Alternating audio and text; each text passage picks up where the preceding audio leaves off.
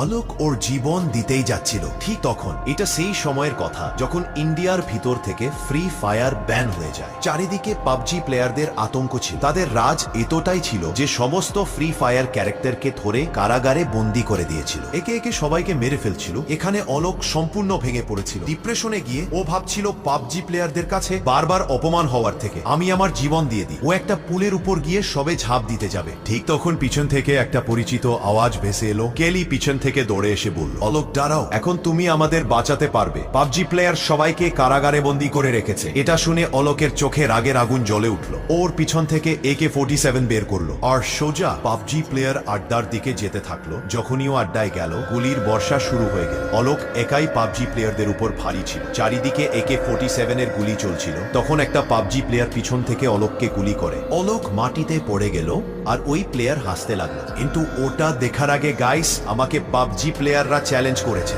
যে ফ্রি ফায়ারের অডিয়েন্স কম আর পাবজির অডিয়েন্স বেশি। তো গাইস, তোমাদের কিছু করতে হবে না, শুধু ভিডিওটা লাইক করে চ্যানেলটা সাবস্ক্রাইব করুন। ফ্রি ফায়ার প্রেমীরা লাল দিল আর পাবজি প্রেমীরা কালো দিল কমেন্ট করুন। আর তখন হঠাৎ অলোক উঠে বন্দুক তুলে পাবজি প্লেয়ারের বুকে পুরো ম্যাগাজিন শেষ করলো।